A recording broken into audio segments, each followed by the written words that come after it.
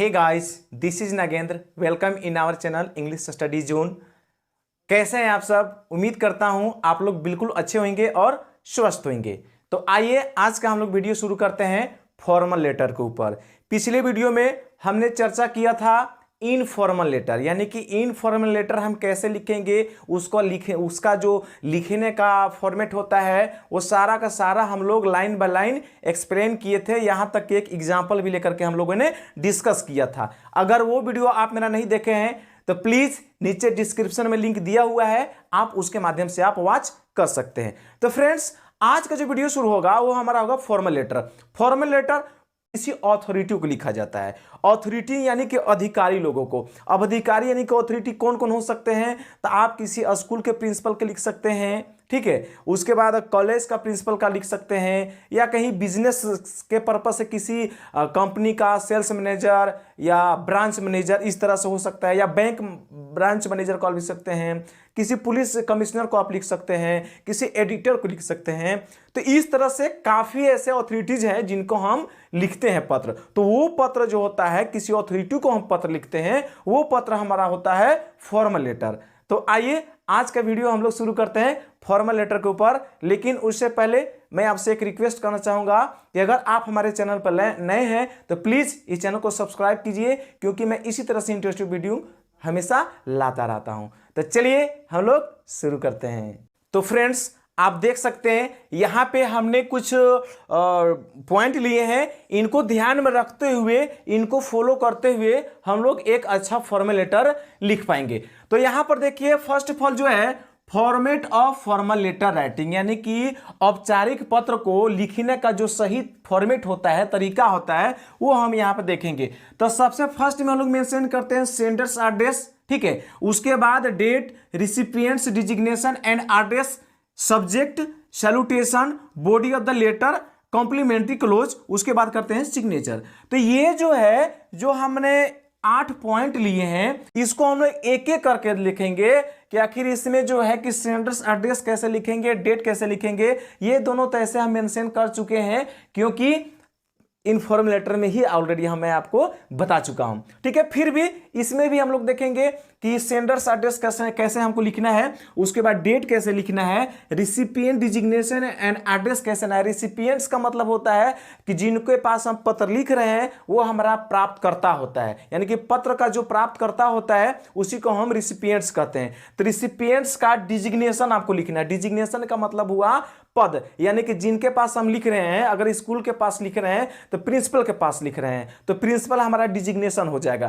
ठीक है। यानी कोई भी अथॉरिटी के लिख रहे हैं, उसका जो पद है यानी कि डिजिग्नेशन है, तो उनका डिजिग्नेशन देना है, और साथ में आपको देना है एड्रेस। एड्रेस का मतलब उनका घर का पता नहीं देना है, जिस पोस्ट पर है उस ऑफिस का उनका क्या एड्रेस है। जैसे स्कूल में लिख रहे हैं तो कोई स्कूल का नाम आ जाएगा वहां पर, एक बैंक में लिख रहे हैं तो वहां पे बैंक का नाम आ जाएगा, साथ में सिटी नेम आ जाएगा।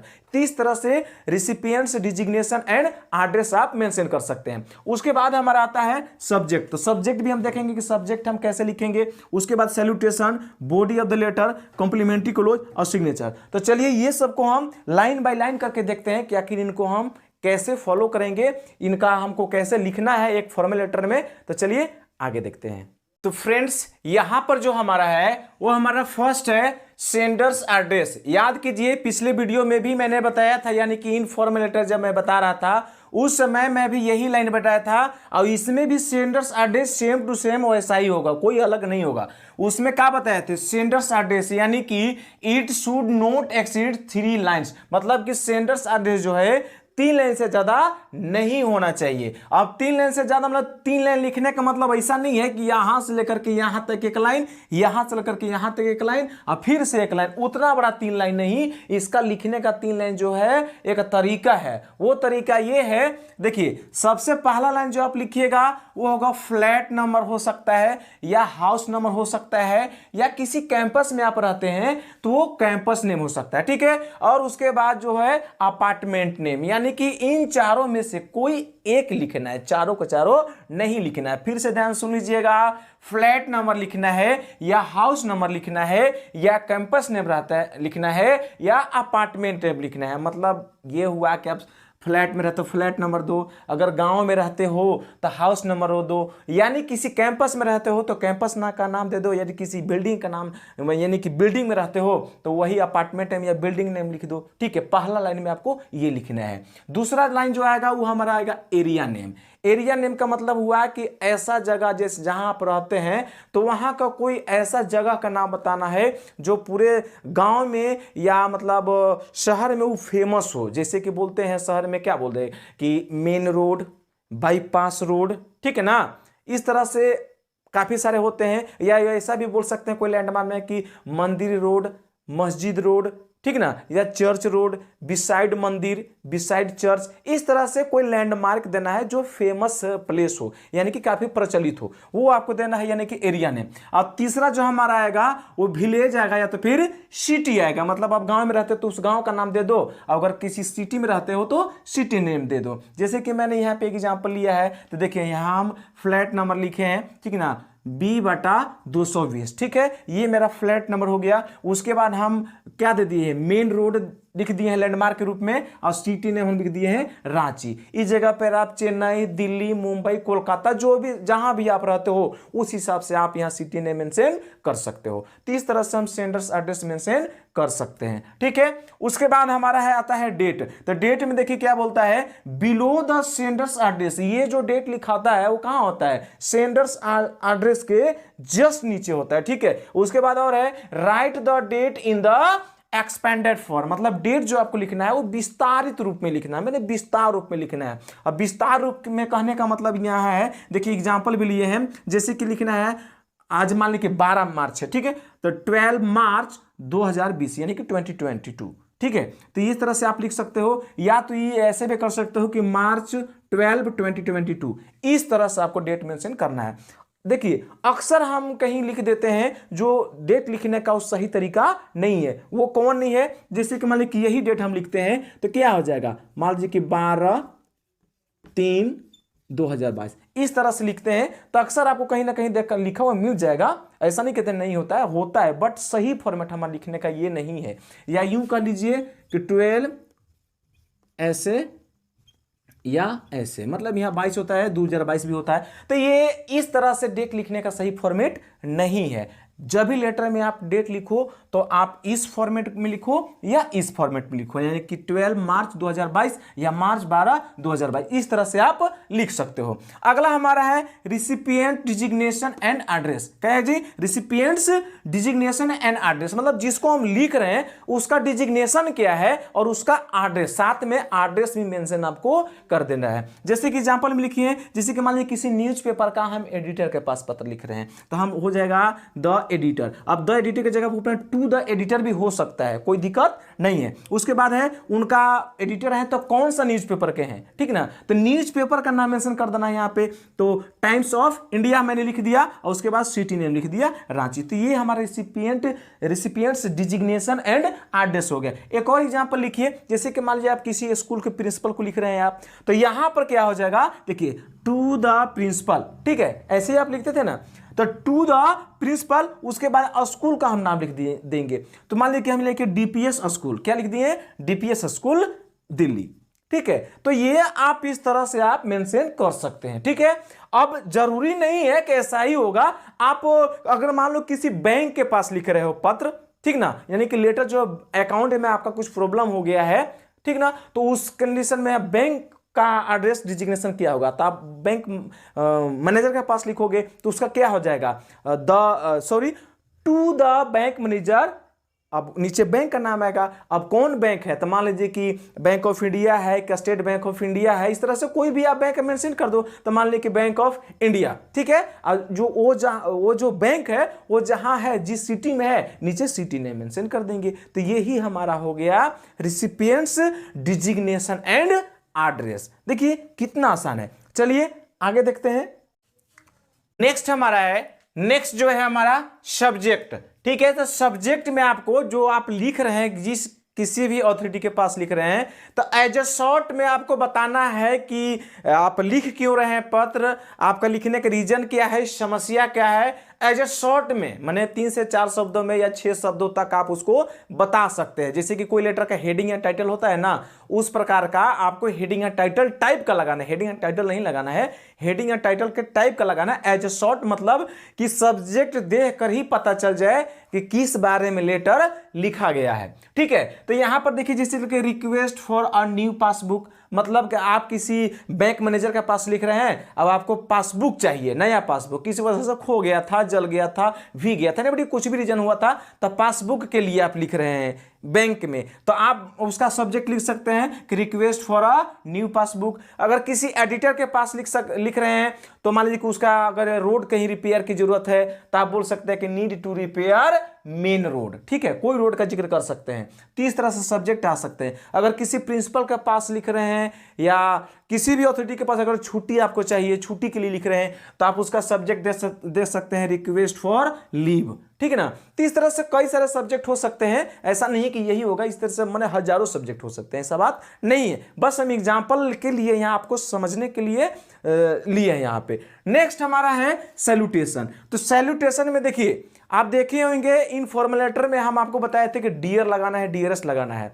कहीं कहीं आप जो है कि देखने को आपको माने फॉर्मल लेटर में भी डियर मिल जाएगा, बट ऐसे देखिए डियर कहना उचित नहीं है। किसी भी अथॉरिटी को, किसी अधिकारी को आप डियर नहीं बोल सकते हैं। डियर सर या डियर प्रिंसिपल ऐसा बोलिएगा तो शोभा नहीं देगा। इसलिए वहां पे जब भी आप लगाएं, तो सैल्यूटेशन में जब भी लगाएं तो आप लगाएं तो रेस्पेक्टेड लगाएं। क्या लगाएं? रेस्पेक्टेड लगाएं। या रिस्पेक्टेड सर बोल सकते हैं या मैडम, मतलब सर है या मैडम है वो तो अथॉरिटी को भी डिपेंड पड़ता है, बट आपको रिस्पेक्टेड सर या मैडम बोलना है। अब अगर ये समय आपको कोई कंफ्यूजन है, तो सबसे बेस्ट सैल्यूटेशन है, यानी कि मोस्ट सुटेबल जो सैल्यूटेशन माना जाता है लेटर राइटिंग में, फॉर्मल लेटर का, तो हमारा है सर या मैडम। एकदम बिंदास आंख मूंद के लिए लिख दिए सर या मैडम। ठीक है, सैल्यूटेशन में ये बेस्ट सैल्यूटेशन माना जाता है। ठीक है, नेक्स्ट हमारा है बॉडी ऑफ द लेटर। तो जिस प्रकार से आप देखे थे इनफॉर्मेट में 3 भाग में डिवाइड किया गया है, इसमें भी 3 पैराग्राफ में होता है। ठीक है,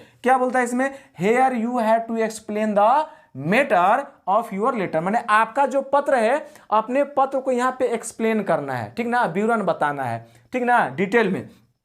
और ये देखिए डिवाइडेड इन टू 3 पैराग्राफ, और इसको भी कितने भाग में बांटा गया है? आप 3 पैराग्राफ में इसको आप लिख सकते हैं। ऐसा नहीं है आप 2 पैराग्राफ में भी लिख सकते हैं, तो मतलब ये नहीं कि गलती हो जाएगा, नहीं, आपको मार्क्स मिलेंगे या अच्छा पत्र माना जाता है। लेकिन यहां पर हम बस ले लिए हैं 3 पैराग्राफ में आप लिख सकते हैं। तो यहां देखिए फर्स्ट पैराग्राफ में हम क्या लिखेंगे? 3 पैराग्राफ में अगर हमको लिखना है, तो पहला पैराग्राफ क्या होगा? जो प्रथम पैराग्राफ यानी कि लीड पैराग्राफ होगा, शुरुआती पैराग्राफ, उसमें हम क्या लिखेंगे?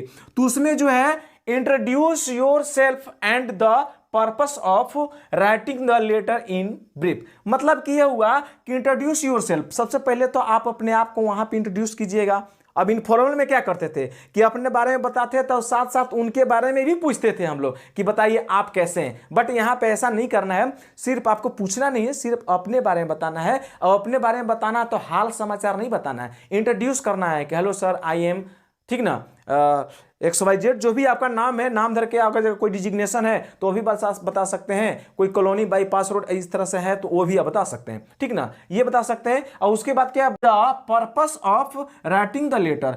लेटर जो है, लेटर वो लिख क्यों रहे हैं, उसका उद्देश्य बताना है। ठीक ना, कि लिखने का आपका उद्देश्य क्या है, ये आपको बताना है। इन ब्रीथ माने पूरा डिटेल में नहीं बताना, शॉर्ट में, संक्षेपण में बताना है। ठीक है, अगला हमारा है सेकेंड पैराग्राफ। तो देखिए सेकेंड पैराग्राफ में आपको क्या लिखना है? इसमें वही it should include the main matter in detail. Second paragraph में आप जो लेटर लिख रहे हैं, वो लिखने का मेन पर्पस जो है, यहां पे एकदम आपको एक्सप्लेन करना है, लाइन बाय लाइन, मतलब पूरा विस्तार रूप से इन डिटेल में आपको बताना है कि आपको परेशानी क्या है, समस्या क्या है, आप चाहते क्या हैं, ये आपको यहां डिटेल में आपको लिखना है। अगला है हमारा थर्ड पैराग्राफ। थर्ड पैराग्राफ में बोलता है here you have to conclude your letter, मतलब यहां पर आपको समापन करना है पत्रों का, यानी कि कंक्लूड माने क्या बोलते हैं उसको, कंक्लूड करना है आपका। ठीक ना, कि संक्षेपण करना है। फिर है मेंशन द सॉल्यूशन, और साथ में कंक्लूड करते हुए आपको यह भी मेंशन करना है कि जो आपका समस्या है, जिस समस्या से आप छुटकारा पाने के लेटर लिख रहे हैं, तो उसका सॉल्यूशन कैसे होगा, उसका सॉल्यूशन क्या है, ये आप यहां पे इंक्लूड कर सकते हैं। नेक्स्ट हमारा है कॉम्प्लीमेंट्री क्लोज। तो कॉम्प्लीमेंट्री क्लोज में पिछला बार हम क्या देखे थे, इनफॉर्मल में देखे थे कि कॉम्प्लीमेंट्री क्लोज में योर्स लविंग, योर्स लवली या योर्स लविंगली, ठीक ना, अफिशिएंटली, इस तरह से हम देख सकते हैं। लेकिन यहाँ पे वो कॉम्प्लीमेंट्री क्लोज नहीं आएगा, यहाँ पे आप इस तरह से लिख सकते हो योर्स सिंसियरली या योर्स फैथफुली या योर्स ट्रूली। इस तरह में से किसी को आप कॉम्प्लीमेंट्री क्लोज बना सकते हैं, मतलब कॉम्प्लीमेंट्री क्लोज में आप लिख सकते हैं। अगला हमारा है जो लास्ट है हमारा सिग्नेचर। तो देखिए सिग्नेचर जो है सेंडर्स फुल नेम, पिछला बार में क्या बताया था आपके इनफॉर्मल में कि सिर्फ और सिर्फ आपको क्या करना है, सेंडर फर्स्ट नेम लिखना है, टाइटल लगाने की कोई जरूरत नहीं है। लेकिन इसमें आपको सिग्नेचर करना है। जब आप फॉर्मल लेटर लिखिएगा तो फॉर्मल लेटर में आपको जो है मतलब फुल सिग्नेचर करना होगा, यानी कि फुल नेम, ठीक है। वो जो है हमारा क्या करेंगे, फुल नेम, यानी कि अपना जो नाम है उसका जब सिग्नेचर करेंगे वो फुल करेंगे, माने पूरा। जैसे कि मेरा नाम नागेंद्र मेहता है तो मैं करूंगा नागेंद्र मेहता, ठीक है। और आगे और भी है एंड डिजिग्नेशन। अगर आपका कुछ डिजिग्नेशन है, यानी कि आपका कोई पद है, यदि आप किसी पोस्ट पे हैं, यदि किसी स्कूल का प्रिंसिपल हैं, ठीक ना, टीचर हैं, या एनीबडी कोई चीज भी आपका डिजिग्नेशन है, या किसी मान लीजिए कि कंपनी में आप सेल्स मैनेजर हैं या मैनेजर हैं, सेक्रेटरी हैं, एनीबडी कोई चीज भी आपका डिजिग्नेशन है, तो आप यहां फुल नेम के साथ अपना डिजिग्नेशन भी लगा सकते हैं, ठीक है फ्रेंड। तो ये था हमारा फॉर्मेट। अगर आप इसका स्क्रीनशॉट लेना चाहें तो आप ले सकते हैं। तो ले लिया आप लोग का स्क्रीनशॉट। तो मैं उम्मीद करता हूं कि आपको जो ये हम बताए हैं फॉर्मेट फॉर्मल लेटर का, आपको अच्छे से समझ में आया होगा, ठीक है फ्रेंड। तो चलिए अब जो है हम लोग क्या करते हैं कि एक एग्जाम्पल के माध्यम से समझते हैं कि एक अच्छा फॉर्मल लेटर कैसे लिखेंगे हम लोग। तो मैंने यहाँ पे एक एग्जाम्पल लिया है, आइए हम लोग उस एग्जाम्पल के माध्यम से देखते हैं, ठीक है। तो यहाँ पर जो एग्जाम्पल है, जो फर्स्ट ऑफ ऑल एक क्वेश्चन है, तो क्वेश्चन के माध्यम से देखते हैं कि क्वेश्चन बोल क्या रहा है, ठीक ना। तो write a letter to the retailer from whom, यानी कि एक दुकानदार के पास पत्र लिखिए जिनसे, ठीक ना, यू परचेज्ड अ टीवी, आपने एक टीवी खरीदा, ठीक है। बट लेकिन इट्स पिक्चर ट्यूब, माने इसका जो पिक्चर ट्यूब है, इज नॉट फंक्शनिंग वेल, मतलब अच्छी तरह से कार्य नहीं कर रहा है, ठीक ना। राइट ही, उन्हें लिखिए टू गेट इट चेंज्ड, मतलब कि इसको आप चेंज करने के लिए आप एक पत्र लिखिए, इसको बदल देने के लिए आप एक पत्र लिखिए, ठीक है। तो फर्स्ट ऑफ ऑल मैंने अपना एड्रेस मेंशन किया है C/20 गणेश कॉलोनी अलवर, ठीक है ना। तो ये सेंटर्स एड्रेस हो गया। अब यहां पर थोड़ा आपको क्या करना है कि थोड़ा सा जगह छोड़ना है, ठीक है। मैं यहाँ पर जगह नहीं छोड़ा हूं क्योंकि मेरा थोड़ा स्पेस कम है, इसकी वजह से मजबूरी है मेरा जगह ना छोड़ना। इसलिए यहां पे आप क्या करोगे, जब लिखोगे तो सेंटर्स एड्रेस के बाद एक लाइन, मतलब आई मीन कुछ जगह छोड़ देना, स्पेस छोड़ देना ताकि अच्छा दिखे, ठीक है। उसके बाद आपको डेट मेंशन करना है। तो मान लें कि यहां हम लिख दिए हैं 14, ठीक ना, मार्च 2022। यहां पर भी आपको क्या करना है, एक लाइन छोड़ देना है, ठीक है। उसके बाद उनका जिनसे आप खरीदे हैं उनका नाम लिख सकते हो, या तो फिर उनका दुकान के नाम से मेंशन कर सकते हो, ठीक है। तो हम लिखे हैं MS राज इलेक्ट्रॉनिक, ठीक है, जयपुर। तो यहां पर जो है उनका डिजिग्नेशन और एड्रेस डाल दिए। उसके बाद सब्जेक्ट आएगा, तो सब्जेक्ट में वही रिप्लेसमेंट ऑफ टीवी, क्योंकि टीवी को बदलना है, ठीक है। उसके बाद देखिए सैल्यूटेशन डाल रहे हैं सर मैडम, ठीक है। ये हमारा सैल्यूटेशन हो गया, हल्का सा कॉमा देंगे। उसके बाद देखिए हम लोग शुरू करते हैं। आई हैव परचेज्ड, मैंने एक खरीदा है, ठीक ना, मैंने खरीदा है अ टीवी। अब देखिए यहाँ पे इंट्रोड्यूस कर रहे हैं, ठीक ना, कैसे कर रहे हैं। तो I have purchase a TV off Samsung from you, मतलब कि जो है कि मैंने एक सैमसंग कंपनी का एक टीवी आपके यहां से खरीदा है, यानी कि आपसे मैंने एक खरीदा है। बिल नंबर, जिसका बिल नंबर है 240, डेटेड और दिनांक, माने किस दिन को हम खरीदे हैं, तो 2 फरवरी 2022 फॉर 11,000, यानी कि इसका जो है 2 फरवरी को मैं खरीदा था, जिसका बिल नंबर ये 240 और दिनांक 2 फरवरी, यानी कि 2 फरवरी को खरीदे हैं। और इस कितना में खरीदे हैं, तो साथ में ये भी बता रहे हैं कि 11,000 में हम खरीदे हैं, ठीक है। अब इस तरह से इंट्रोड्यूस कर दिए। अब उसके बाद आपको करना क्या है, the picture tube of TB is not functioning properly, मतलब कि इसका जो टीबी का जो पिक्चर ट्यूब है वो नियमित रूप से कार्य नहीं कर रहा है। ठीक है, you have sent the mechanic twice to check it, मतलब आपने इसको मैकेनिक, ठीक ना, इसका जो मिस्त्री होता है मैकेनिक था, आप 2 बार भेज चुके हैं, मतलब ये हुआ कि आप पहले भी शिकायत कर चुके हैं। ठीक ना, और वो जो दुकानदार है 2 बार मैकेनिक भेज चुका है। ठीक, ये हम बता रहे हैं, आप 2 बार मैकेनिक को भेज चुके हैं इट चेक, यानी किसको चेक करने के लिए, इट इसको, बट लेकिन प्रॉब्लम इज सेम, लेकिन समस्या वही है। ठीक है ना, बिल्कुल वही है। आगे है, as the TV is under 1 year guarantee period, मतलब कि अभी जो है टीबी जो है अभी इसका गारंटी पीरियड में ही है। माने जब हम टीबी लिए थे तो 1 साल का गारंटी पीरियड हमको मिला था, वो अभी गारंटी पीरियड खत्म नहीं हुआ है। So you are requested to get the TV changed immediately, आपसे यह अनुरोध है, विनती है कि टीबी को आप क्या कर दिए, चेंज कर दीजिए, बदल दीजिए इसको। ठीक ना, आई होप, मैं उम्मीद करता हूं that you will not make any excuse, मतलब मैं उम्मीद करता हूं कि आप कोई बहाना नहीं बनाएंगे इन द मैटर, मैंने कोई भी बात का बहाना नहीं बनाएंगे। एंड और the TV will be replaced without any delay, मतलब बिना देरी किए आप टीवी को चेंज कर देंगे, मैं ऐसा उम्मीद करता हूं। ठीक है, उसके बाद तो थोड़ा नीचे स्पेस कम था तो छोटा छोटा लिखे हैं हम, तो देखिए उसके बाद लिखना है थैंकिंग यू। ठीक है, थैंकिंग यू, और उसके बाद लिख देना है आपको योर्स फेथफुली, योर्स ट्रूली भी लिख सकते हैं, योर्स अब क्या आप सिंसियरली भी लिख सकते हैं, और या और उसके बाद जो है हम क्या दिए, सेंडर्स फुल नेम विकास शर्मा। ठीक है, तो आई थिंक आपको थोड़ा छोटा दिख रहा होगा, बट जगह की वजह से मैं छोटा लिख दिया हूं। ठीक, तो फ्रेंड्स मैं उम्मीद करता हूं कि ये वीडियो आपको पसंद आया होगा। ठीक है, मतलब अब आप जान चुके हैं कि फॉर्मल लेटर कैसे लिखा जाता है, उसका लिखने का तरीका क्या है, फॉर्मेट क्या है, बिल्कुल आसान है, जो कि मैं बता चुका हूं आपको। अगर ये वीडियो आपको अच्छा लगा हो तो प्लीज हमारे चैनल को आप सब्सक्राइब कीजिए, साथ में बेल आइकन भी प्रेस कीजिए, ताकि मैं इसी तरह से इंटरेस्टिंग वीडियो जब भी पोस्ट करूं तो आप तक प्रॉपर नोटिफिकेशन मिलता रहे और आप मेरा वीडियो सबसे पहले वॉच करें। तो ठीक है फ्रेंड्स, आज का वीडियो में बस इतना ही, मिलते हैं नेक्स्ट वीडियो में, तब तक के लिए थैंक्स अ लॉट।